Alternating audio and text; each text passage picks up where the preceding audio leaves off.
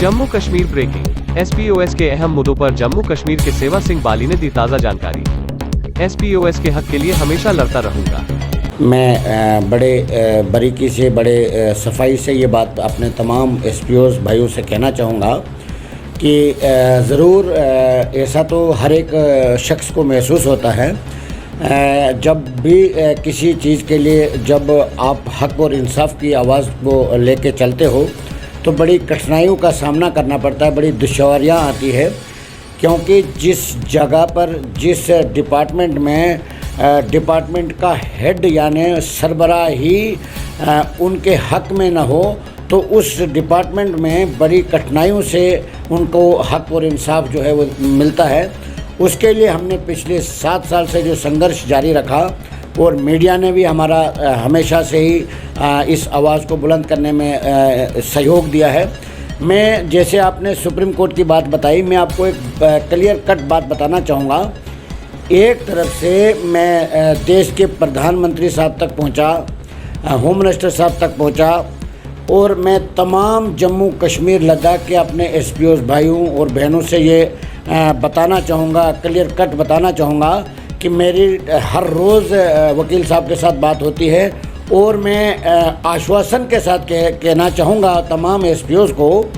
एक तो जो सैलरी का मसला है, इनका सैलरी इनकी बहुत ही अच्छे ढंग से बढ़ जाएगी, जिसमें जो शायद हमारे एसपीओस भाइयों ने सोचा भी नहीं होगा। उस हद तक अब हम बार बार कहना नहीं चाहते, क्योंकि इस वक्त जो मसला है ऑनरेबल हाई कोर्ट में है। और मैं आपको मुबारकबाद देना चाहता हूं, जैसे आपने कहा कल की बात, परसों 5 तारीख की बात, सैटरडे और कल पूरा दिन में सेक्रेटरीट में था और लॉ ऑफिसर जो हैं जो रिप्लाई तैयार कर रहे हैं, जो गवर्नमेंट को ऑनरेबल हाई कोर्ट की तरफ से जो नोटिस इशू हुए हैं, लॉ ऑफिसर जो होम डिपार्टमेंट में हैं उनसे मैंने पूरे डॉक्यूमेंट्स उनसे शेयर किए, पूरी पिटिशन्स के बारे में बातचीत हुई और मैंने ये गुहार लगाई है उनसे कि ऑलरेडी होम डिपार्टमेंट ने पहले भी हमें ये लिखा था कि इनका मसला जो है रेगुलर पॉलिसी का पहले ही डिले हो गया, यानी 18 महीने, वो जनवरी की बात कहना चाहूँगा, जब सुप्रीम कोर्ट में था उस वक्त होम डिपार्टमेंट ने इस चीज़ को एक्सेप्ट किया था। वो सारी चीज़ें डिस्कस होने के बाद, और मैं ये बताना चाहूँगा एसपीओस के लिए सबसे बड़ी बात और सबसे प्लस पॉइंट ये है कि हमने डिपार्टमेंट के साथ भी रजू रखा है और कानून का दरवाज़ा भी खटखटाया है, जिससे आने वाला जो वक्त है दुनिया की कोई ताकत जो है एसपीओस को अपने हक से महरूम नहीं रख सकती, क्योंकि पूरे देश में आपके जैसे चैनल्स की तरह तमाम मीडिया के मित्रों ने, दिल्ली में जितने भी हमारे मीडिया के मित्र हैं, जम्मू कश्मीर में हैं, आप सभी ने इस आवाज़ को हमेशा एक अपनी आवाज़ यानी एक बेसहारा लोगों की आवाज़ समझकर आप जिस तरीके से आपने इस कदम को उठाया है, जिस तरीके से आप सब ने मिल के हमारा साथ दिया है, और ये जो साथ आपने दिया है ये 35,000 परिवार की बात है। हाँ, जिसमें मैं एक बात बताना चाहूँगा आपको, मुझे पूरा भरोसा है, क्योंकि मेरी वकील साहब के साथ कल बात हुई, पूरे बातचीत होने के बाद जैसे वो मुझे गाइड करते में उसी तरीके से उन्होंने ये हमसे कहा था कि अच्छा, दूसरी बात जो नोटिस की बात है, गवर्नमेंट ने टाइम मांगा है ऑनरेबल हाई कोर्ट से, क्योंकि ये जो आजकल कोर्ट्स में छुट्टी वगैरह भी हो गई है परसों से। और दूसरी बात, जो ज़रूरी कोई पिटीशन होगा उस पर सुनवाई होती है, उसमें कोई शक नहीं, कोई ना कोई जज साहब मौजूद होते हैं, मगर डिपार्टमेंट ने टाइम मांगा है कि जो रिप्लाई फाइल करना है जो गवर्नमेंट ने ऑनरेबल हाई कोर्ट में, उसके लिए कुछ मज़ीद टाइम मांगा है, क्योंकि वो टाइम ले सकते हैं। वो वकील साहब ने कहा गवर्नमेंट के पास ये अधिकार है, वो टाइम ले सकते हैं, क्योंकि एक बहुत बड़ा मैटर है जिसमें हर एक एसपीओस की तनख्वाह डबल के करीब हो जानी है, और दूसरा रेगुलर पॉलिसी फ्रेम होनी है, तीसरा जो ग्रेजुएटी के तौर पर इनको जो अमाउंट जो है उसको कांस्टेबल के तर्ज पर करना है, और जो रिटायर्ड, जैसे पिछले महीने कुछ लड़कों को, हमारे भाइयों को रिटायर कर दिया विदाउट रिटायरमेंट बेनिफिट, वो ऑलरेडी हमने पिटीशन फाइल करके रखी है, 2 पिटीशन इस वक्त कोर्ट में फाइल हुई है, और जो जिनको रिटायर कर दिया उसके लिए भी हम संघर्ष करेंगे, क्योंकि उनको भी जो जजमेंट आती है ऑनरेबल हाई कोर्ट की तरफ से वो उनके ऊपर भी इम्प्लीमेंट होनी चाहिए।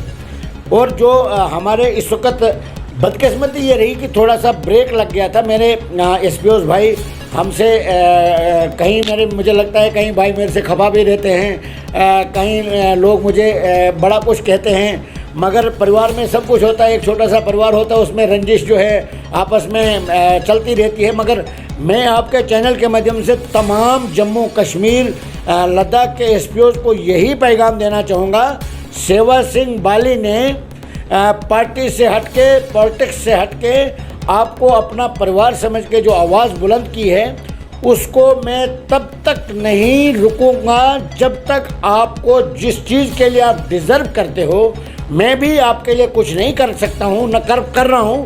ये मैं वही कर रहा हूँ जो हर एक लीडर ने आपके लिए करना था, जो आप कर रहे हो हमारे देश के लिए, हमारे जम्मू कश्मीर के लिए, हम सब के लिए।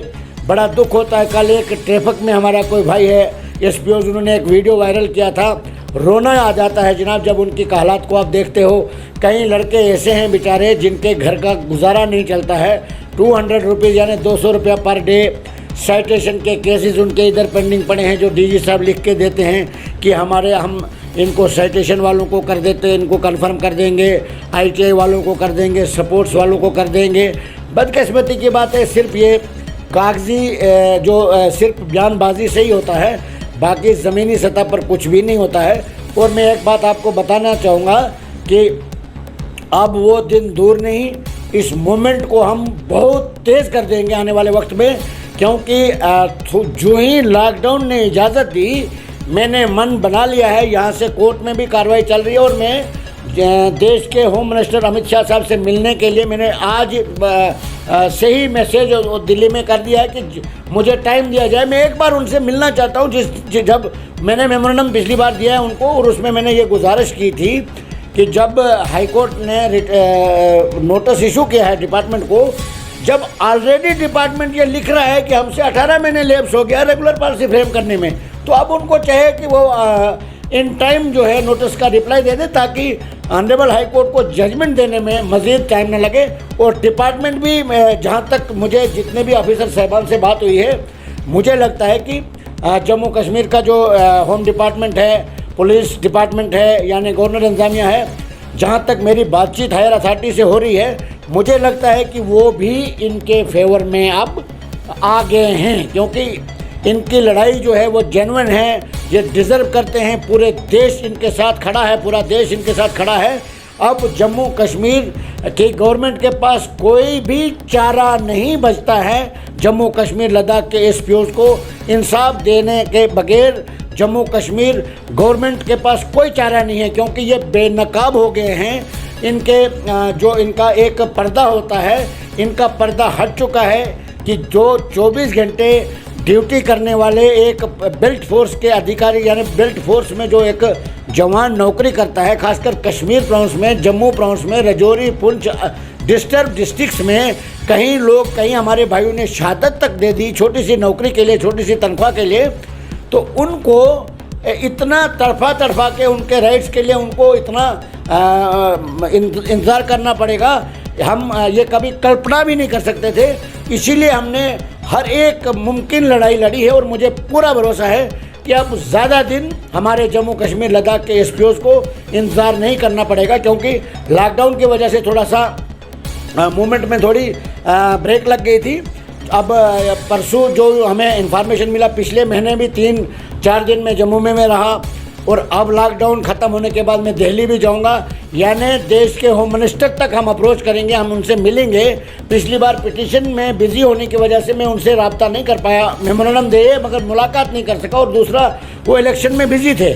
उसके बाद कोरोना आ गया, हम उनसे भी मिलेंगे, क्योंकि उनसे हमें बड़े डिस्कस करने हैं इनके बारे में। पुलिस, जम्मू कश्मीर की पुलिस डिपार्टमेंट के साथ, पूरी डिपार्टमेंट के साथ ही सौतेली माँ जैसा सलूक किया जाता है। ये जो बड़े ऑफिसर हैं, खासकर डीजी साहब ने कुछ ऐसे ऑर्डर इशू किए हैं जो अब मैं आपको नहीं कहना चाहूँगा इस वक्त। अलबत्ता हमारे पास पूरा रिकॉर्ड मौजूद है, आने वाले वक्त में उन सब के ऊपर नज़र डाली जाएगी, और जिसमें हमारे इस वक्त ऑनरेबल हाई कोर्ट ने नोटिस इशू किया। अभी थोड़ी देर पहले मुझे एक लेटर भी हमारे एडवोकेट साहब ने जो हाई कोर्ट से आज की डेट पे जो उन्होंने लिया है, तो वो भी मुझे भेजा है, और मुझे बड़ी खुशी है। और हमारे जो एडवोकेट साहब से मेरी बात होती है, जो हमारे इस केस को डील कर रहे हैं, इन पिटिशन्स को जो डील कर रहे हैं एडवोकेट साहिबान, उन्होंने हमें ये बताया है, उन्होंने हमें पूरा बताया है कि एसपीओज़ की सैलरी जो है वो काफ़ी हद तक बढ़ा देंगे। वो पूरा भरोसे के साथ उन्होंने हमारे साथ कमिटमेंट किया है। और दूसरी बात, जो रेगुलर पॉलिसी है उसके लिए और सभी चीज़ें जब जज साहिबान के साथ बेस, जब एडवोकेट साहब ने किया बेस यानी पिटीशन को सुनने के बाद ही नोटिस इशू हुए हैं और जो ही नोटिस का रिप्लाई आता है तो उसके बाद ऑनरेबल हाई कोर्ट से जजमेंट आएगी और हमारे जम्मू कश्मीर लद्दाख के एसपीओज़ को इंसाफ मिलेगा। सेवा सर, जिस तरह से तनख्वाहों की बात कर रहे हैं, जिस तरह से सबसे पहले जो तनख्वाहें बढ़ाई जाएंगी, तो जिन लोगों की 6,000 तनख्वाहें उनकी 12,000 होंगी और जिनकी 18,000 है उनकी 36,000 हो जाएंगी, या किस तरह से, या एक ही क्राइटेरिया रहेगा? एक ही, यानी अगर किसी के एक महीना भी सर्विस हुई होगी तो उसको भी कम से कम 30,000 प्लस सैलरी हो जाएगी और जिसके 15 साल सर्विस होगी उसको भी वही सैलरी हो जाएगी। उसके बाद जो रेगुलर पॉलिसी बनेगी उसमें पीरियड फिक्स किया जाएगा। रेगुलर पॉलिसी का मतलब ये होता है कि उसको ऑल बेनिफिट्स जो हैं दिए जाएंगे। जैसे आफ्टर रिटायरमेंट उनको क्या मिलेगा, समझो एक कन्फर्म एम्प्लॉय माने जाएंगे वो। और सैलरी का जो मसला ही है उसमें एक आर्डर है बाकायदा तौर पर, वो उसके साथ पिटीशन के साथ लगाया गया है, जिसमें कुछ अरसा बेल्ट फोर्स में नौकरी करने के बाद आप ऑटोमेटिकली उस सैलरी के हकदार हो जाते हो। क्योंकि ये जो इनका जो एसपीओज़ की नौकरी जो ये कर रहे हैं, इनका जो एडवर्टाइजमेंट नोटिस जो इशू हुए हैं उसमें सेम जो इनके लिए फॉर्मेलिटीज़ है, सेम वही क्वालिफिकेशन, वही सारी चीज़ें कांस्टेबल के लिए भी है। और एक कानून है जिसमें कुछ टाइम जो है उसमें फिक्स है, उतना टाइम सर्विस करने के बाद वो ऑटोमेटिकली उस सैलरी का हकदार बन जाता है जो बेल्ट फोर्स में, चाहे वो कोई भी सर्विस करे। वो ऑर्डर कापी वकील, क्योंकि कानून हम ज़्यादा नहीं जानते हैं क्योंकि ये कुछ कानूनी पॉइंट होते हैं, तो इसमें वकील साहब का ही जो बातचीत होती है उनसे, जो उन्होंने हमें बताया, उन्होंने एक जजमेंट साथ में लगाई है जिसमें उन्होंने ये कहा है कि इनकी सैलरी जो है 18,000 जिनकी है, मतलब डबल के बराबर जो है, और ऑल एसपीओज़ को चाहे एक महीना भी जिसकी सर्विस होगी, इनकी सैलरी जो है वो एक हो जाएगी बराबर, हर एक एसपीओ को बराबर सैलरी मिलेगी। और रेगुलर पॉलिसी जो है वो और ग्रेजुएटी के तौर पर वो जो फिक्स होगा ऑनरेबल हाई कोर्ट की तरफ से।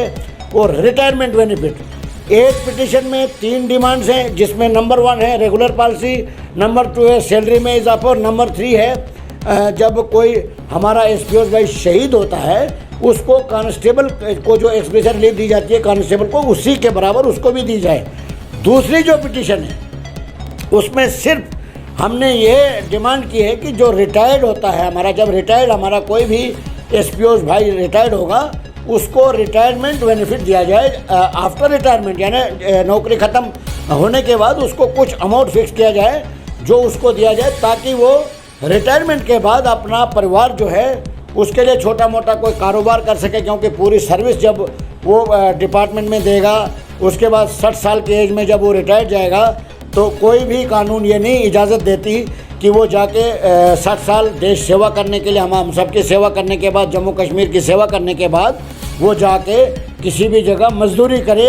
ये डिपार्टमेंट के लिए शर्मिंदगी की बात होगी और हम सब के लिए शर्मिंदगी, और तमाम पॉलिटिकल लीडर के लिए भी ये शर्मिंदगी की बात होगी। क्योंकि जो देशभक्त लोग हैं जिन्होंने अपनी जानों की परवाह की है, वो कहीं लोगों ने शहादत तक दी और उसके बाद वो रिटायर होने के बाद मजदूरी करके बच्चों का पेट पाले, तो ये किसी भी कानून में नहीं लिखा गया है। सेवा सर, बहुत सारी आवाज़ें ऐसी भी उठ रही हैं कि सेवा सिंह बाली जो हैं वो उन्होंने बहुत सारा पैसा इकट्ठा कर लिया और अब जो है कहीं ना कहीं अवॉइड भी कर रहे हैं कुछ लोगों को। कुछ लोग, कुछ इस तरह की आवाज़ें भी उठ रही हैं। कुछ लोग आपके अपोजिशन वाले भी हैं, वो लोग भी जो हैं कभी कमेंट्स के ज़रिए या अपनी बात रखते हैं कि ये कुछ दूसरा चक्कर चलाया जा रहा है इस आड़ में कि हम एसपीओज़ को रेगुलाइज कराएंगे या इनको पक्का कराएंगे, इसके आड़ में जो है दूसरा कोई चक्कर चल रहा है। तो उनके लिए क्या मैसेज रहेगा?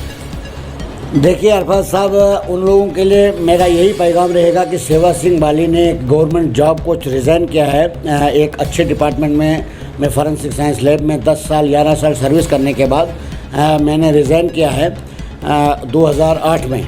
उसके बाद मैं इन लोगों के साथ जुड़ा हूँ और ट्रेड यूनियन में मैं 2003 से कंटिन्यू काम कर रहा हूँ। और आज भी मैं ये बात जो आपने कही ये हमेशा होते आया है। और मैं आपको एक क्लियर कहना चाहता हूँ कि इस वक्त डायरेक्टली मेरे साथ जो है 30,000, 32,000, 35,000 एसपीओ जो हैं जुड़े हुए हैं और उनसे बेहतर तो शायद कोई नहीं जानता है, बाकी कहने वाले तो कुछ भी कहें, उनसे बेहतर कोई नहीं जानता है। मैं आपके चैनल के माध्यम से ये कहना चाहूँगा कि जब से सुप्रीम कोर्ट से ऑनरेबल हाई कोर्ट में जम्मू में केस आया है, 2 पिटिशन्स फाइल हुई है, कहीं मैंने प्रेस कॉन्फ्रेंस की है, कई बार आज प्रोटेस्ट तक आपने देखा, उससे पहले कहीं प्रेस कॉन्फ्रेंस की है, उसके बाद दिल्ली गया मैं, हर एक चीज़ मूवमेंट जो है मैंने कंटिन्यू रखी है, लगातार जारी रखी है। कोविड को दौरान भी मतलब अपनी ज़िंदगी के साथ खतरा मोल लेकर भी मैं इन लोगों की आवाज़ को कंटिन्यू जारी रखा। कोई भी मेरा एसपीओ भाई ये कह नहीं, जो हाई कोर्ट में अभी तक पैसा लगा है वो मैंने अपनी जेब से दिया है। ये मैं उन लोगों को बताना चाहता हूँ जो बड़े बड़े दावे करते हैं, मैं उनको नसीहत देना चाहता हूँ कि वो अपने गिरबान में झांक के देखें। कुछ लोग जो हैं, कुछ लीडर बोलना चाहूँगा, जो लोग पिछले 20-20 साल से डेली वेजरों का इस्तेमाल कर रहे हैं और आप उन लोगों को ला के सड़कों पर, मैंने आज तक किसी भी एसपीओ भाई को सड़क पे यानी प्रोटेस्ट में नहीं लाया है, न करने दूंगा। मैं खुद लड़ूंगा, अपने वर्कर को साथ लेके लड़ूंगा और आज तक मैंने 18,000 तक करने वाले तो गवर्नमेंट होती है, मगर हमने ये आवाज़ तो पहुंचाई गवर्नमेंट तक कि इनका कुछ न कुछ मसला, कोई भी डेली वेजर का मसला ये मुझे बताया जाए कि 1 रुपये का इजाफा कराया है इन लीडरों ने जो बातें करते हैं, या कोई पॉलिटिकल पार्टी का लीडर, पॉलिटिकल पार्टी जो मेजॉरिटी में होगी यानी पावर्स में होगी वो एहसान नहीं करेगी। अगर उन्होंने ये सब कर दिया होता तो सेवा सिंह बाली को चट्टी थोड़ी। मेरे लोकल इश्यूज़ है इस वक्त, मेरे डिस्ट्रिक्ट में लोग परेशान हैं, मेरे बहुत सारे मुद्दे जहां मुझे टाइम ही नहीं मिलता है जो मुझे करना चाहिए था। अगर मुझे अपने पॉलिटिकल ग्राउंड बनाना हो, मैं अपने फील्ड में काम करूंगा। उन चीज़ों से हट के मैं पिछले 7 साल से पागलों की तरह चीख के देश के प्रधानमंत्री तक पहुंचा हूं। मैं किसी का पर्सनल सर्वेंट तो नहीं हूं, जो मैं ये काम कर रहा हूं। और मुझे कहते हैं कई लोग, आपने एसपीओ पकड़ के रखे यार, बाकी मुद्दे आपके लोकल इशू भी हमारे हैं। मैं इस वक्त काफ़ी अरसे से अपने डिस्ट्रिक्ट में रहा, वहाँ रोडों के ऊपर ब्लैक टॉपिंग नहीं है, कहीं टूरिज़्म डिपार्टमेंट कहीं जगह पर टूरिज़्म में इलाके हमारे आए थे, उसको उन्होंने इग्नोर कर दिया है, नज़रअंदाज कर दिया है। डीसी साहब से भी बात हुई, सुप्रीम कोर्ट से एक आरटीआई लगाया, उसके जवाब भी आया है। उन चीज़ों को मुझे टाइम ही नहीं मिलता, इसलिए मैं इन लोगों के साथ हमेशा से खड़ा हूँ। और बाकी ये चीज़ें जो है ये चलती आई, अगर वो मेरा परिवार है उनको पता है। और मैं आपको बताना चाहूँगा कि जब से हाई कोर्ट में इनका केस, हालांकि सभी जानते हैं किसी भी छोटी अदालत में भी इंडिविजुअल कोई केस होता है, उसमें भी पैसा खर्च होता है, हर चीज़ होती है। और यहाँ पर हाई कोर्ट में केस चल रहा है और 35,000 परिवार के लिए लड़ाई लड़ रहा हूँ। तो कोई भी हमने उनसे ड्यूरिंग हाई कोर्ट पिटिशन अभी तक मैंने उनसे जो वकील साहब को जो भी फीस अभी तक लगी वो मैंने खुद दी है। किसी से कोई छुपा नहीं, 1 रुपया नहीं मैंने किसी से लिया। अब कहने के लिए क्या होता है कि ये एक फिगर लगाते हैं, 35,000 एसपीओज हैं, उन्होंने पता नहीं कितना पैसा दे दिया होगा, वो कितना जमा होता है, मतलब कैलकुलेटर वाली बातें जो हैं, ये जो इन्होंने कैलकुलेटर पर हिसाब किया है। पूरे जम्मू कश्मीर को कैलकुलेटर पर चलाया जा रहा है इस वक्त। ये लीडर जो हैं ये हिसाब करते हैं अपने घर में, क्योंकि इनकी नीत में खोट है, ये कुछ करना नहीं चाहते हैं। ये हर जो भी काम करता है उसके ऊपर उंगली उठाना इनका पेशा बन गया है। मैं आपके चैनल के माध्यम से उनको यही नसीहत देना चाहूँगा, अपने अपने गिरीबान में झांक के देखिए। सेवा सिंह बाली इस वक्त भी कह सकता है कि सेवा सिंह बाली के पास पिछले 15 साल के पॉलिटिकल कैरियर में और बहुत ही मेहनत करने के बावजूद भी आज तक मेरा घर नहीं है जैसा होना चाहिए। ये उन लीडरों को बताना चाहता हूँ। मैं पैदल चलता हूँ, कई बार जहाँ गाड़ी में जाना होगा नहीं जाता हूँ, पैदल चलता हूँ, जो जैसे भी होगा एक आम सिंपल लाइफ जो है एक इंसान की, उस तरीके से चलता हूँ। उन लीडरों के लिए यही नसीहत है कि सेवा सिंह बाली को उन सड़क छाप लीडरों की सर्टिफिकेट लेने की ज़रूरत नहीं है। सेवा सिंह बाली का नाम पूरे हिंदुस्तान में लोग जानते हैं, लोग रिस्पेक्ट करते हैं, लोग दिल से चाहते हैं। कश्मीर का बच्चा सेवा सिंह बाली को लाइक करता है। मेरा यही पैगाम हमेशा रहा है, जम्मू कश्मीर के अंदर हिंदू मुस्लिम भाईचारा मजबूत रहे, यही मेरा पैगाम हमेशा से यही रहा। और उसके लिए मैं कहीं ये जो टूर्नामेंट करवाता हूँ, कई बार मेरे क्रिकेट टूर्नामेंट, कहीं कल्चरल प्रोग्राम, कहीं ये जो कुश्ती वगैरह का प्रोग्राम, पिछले जो हमारे बुज़ुर्गों की एक परंपरा रही है, एक सदियों से जो चलते आया उस रिवाज को ख़त्म कर दिया था हमारे वहाँ के जो सड़क छाप लीडरों ने, कहना चाहूँगा, तो उसको मैंने ज़िंदा किया है। बाकी अगर मुझे अपना बनाना होता तो शायद मेरे लिए अरफाज साहब नौकरी ही काफ़ी थी। जो इस शख्स ने रिज़ाइन करके अपने बाल बच्चों को छुरी मार के नौकरी को रिज़ाइन करके इस वक्त दिन रात धक्के खाता हूँ, लोगों की आवाज़ उठाता हूँ और मुझे सुकून मिलता है। मैं वो कर रहा हूँ, लोग अपने लिए जीते हैं, सेवा सिंह बाली दुनिया के लिए जीता है और उसमें काफ़ी हद तक कामयाबी भी हुआ है। और कहीं गरीब जनताओं की दुआएं सेवा सिंह बाली के साथ है, ये किसी से छुपा नहीं है। आपके चैनल्स में भी हज़ारों कमेंट्स आते हैं, आपने भी सुना है, बीच में मीट में भी गदूद होता है। उस तरीके से जो सड़क छाप लीडरों के कहने से हमें कोई फ़र्क नहीं पड़ता है। सेवा सिंह बाली को पूरा हिंदुस्तान जानता है। सेवा सिंह बाली को इन सड़क छाप लीडरों से सर्टिफिकेट लेने की कोई भी ज़रूरत नहीं है। जो 2 साल पहले घर में जिनके खाना नहीं था, आज वो करोड़पति बने, उनको अपने गिरबान में झेंकना चाहिए। और जो ट्रेड यूनियन लीडर, कुछ लीडर जो है, 1-2 लीडर हैं, मेरे भी नोटिस में आता है, मैं उनको भी ये नसीहत देना चाहता हूँ कि वो अपना जो कर रहे हैं, अपना घर संभालें। दूसरे के घर, जिसका घर अपना शीशे का होता है, वो दूसरों के घर पे पत्थर नहीं मारते। मैं उनको यही नसीहत देना चाहूँगा जिस तरीके से आपने मुझे ये बताया। बाकी हमें किसी से सर्टिफिकेट लेने की ज़रूरत नहीं। अरफाज साहब, आप भी मुझे बहुत बारीकी से, बहुत करीब से जानते हैं। आप भी मेरा रहन सहन, आप मेरे मीडिया से हटकर भी हमारे कुछ रिलेशन हैं। आप मेरे को बिल्कुल हर लिहाज से आप मुझे जानते हैं, मैं आपको जानता हूँ और आपने हर वक्त में हर चीज़ मेरी आपको पता है, तो आप भी बखूबी जानते हैं।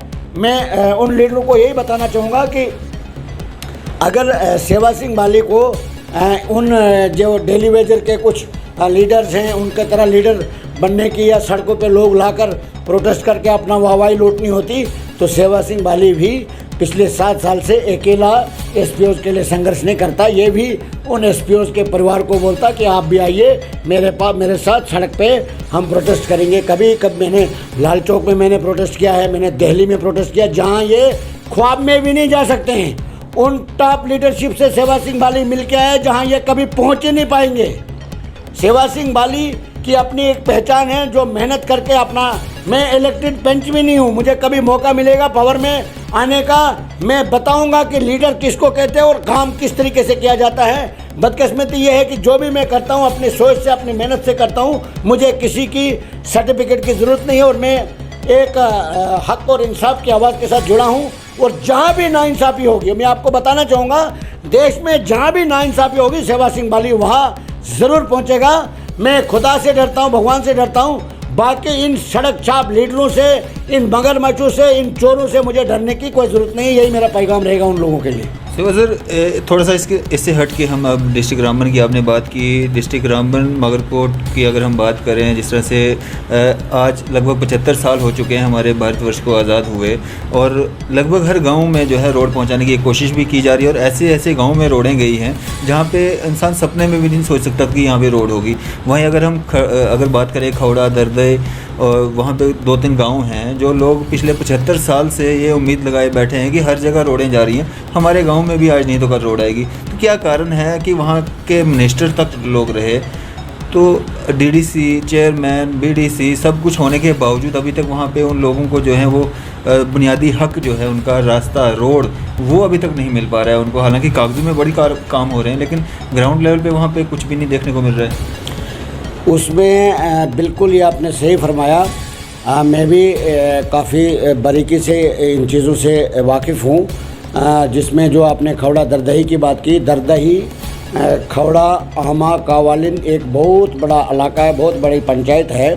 उसमें पीएचसी तक बिल्डिंग बनी है, प्राइमरी हेल्थ सेंटर बिल्डिंग बनी है। बदकिस्मती ये है कि आज भी वहाँ पर रोड नहीं है। इसमें सबसे बड़ा फेलियर जो है वहाँ के लोकल लीडरशिप का है।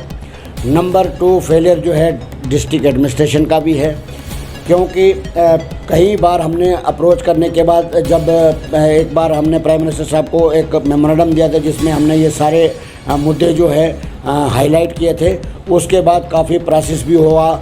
उसके लिए हमने उस रोड के लिए सर्वे का ऑर्डर भी करवा दिया, उसका हमने अब RTI भी लगाया है पिछली बार, अभी DC साहब ने उसके लिए हमें उसका जवाब भी चला गया है सुप्रीम कोर्ट में दिल्ली में, ये मैं आपको कापी भी दिखाई है। उसमें उसके लिए सर्वे के लिए आर्डर भी करवा दिया था।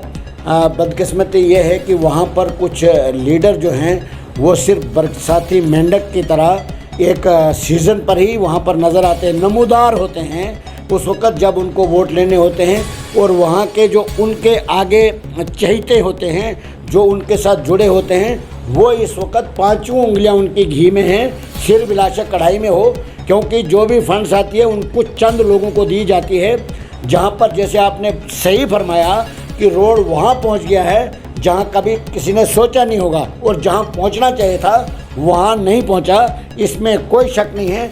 क्योंकि रोड वहाँ इसलिए पहुँचा जहाँ पर इनको अपना फ़ायदा होता है, वहाँ पर रोड ज़रूर पहुँचेगा। दरदही में रोड लेने की ज़रूरत उनको इसलिए नहीं पड़ी क्योंकि वहाँ के जो लोग हैं वो एक सीधे साधे लोग हैं, उनको हमेशा वोट बैंक के लिए इस्तेमाल किया गया।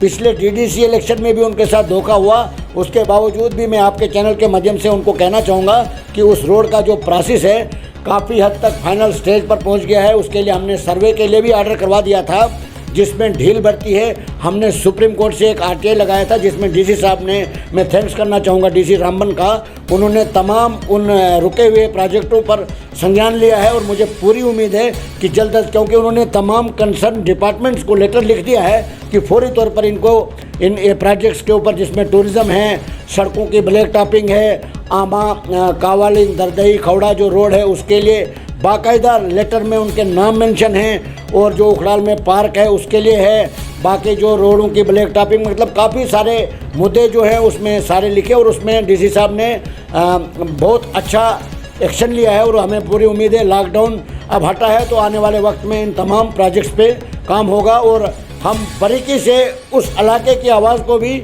बुलंद करते हैं आए हैं और आगे भी करते रहेंगे, क्योंकि वो मेरा अपना डिस्ट्रिक्ट है, मेरा आबाई गाँव है। उसके लिए मैं हमेशा लोगों ने मुझे मायूस किया, मुझे वोटों में बड़ी कंजूसी रखी लोगों ने, मगर मुझे उस चीज़ से कोई लेना देना नहीं है।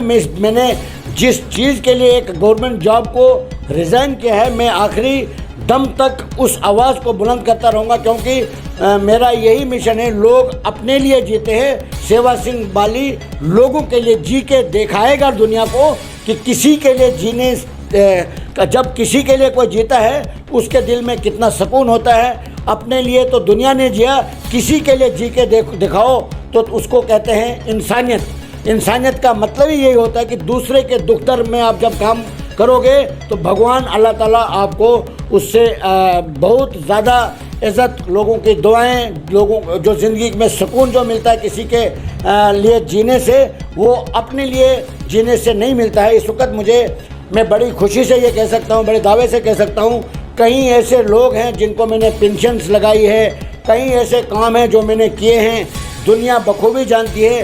बदकिस्मती की बात यही है कि वही बात आपकी आ गई कि जो काम करने वाला है हमेशा फलदार दरख्त को पत्थर ज़रूर मारे होते हैं, एक बगैर फल के दरख्त को कोई नज़र उठा के भी नहीं देखता है। ये वही बात है। बाकी हमें जो काम करने का हमें एक जज्बा है, एक शौक़ है, जिसके लिए मैंने गवर्नमेंट जॉब छोड़ा है। मैं मरते दम तक लोगों की आवाज़ को बुलंद करता रहूँगा, लोगों की सेवा में अपना टाइम गुजारता रहूँगा जब तक मैं ज़िंदा हूँ। लोगों की जहाँ तक मेरे से हो सकेगा मैं इलाके की तामीर व तरक्की के लिए, गरीब जनता के लिए, बेसहारा लोगों के लिए जिनकी कोई आवाज़ नहीं उठाता हो, हमेशा उस आवाज़ को बुलंद करता रहूँगा। यही मेरा एक अपना जो जीने का मकसद है। ये मैंने आपके सामने आज खुले दिल से आपके सामने सारी बातें रखी और सच्चे दिल से सारे ख्यालात आपके सामने शेयर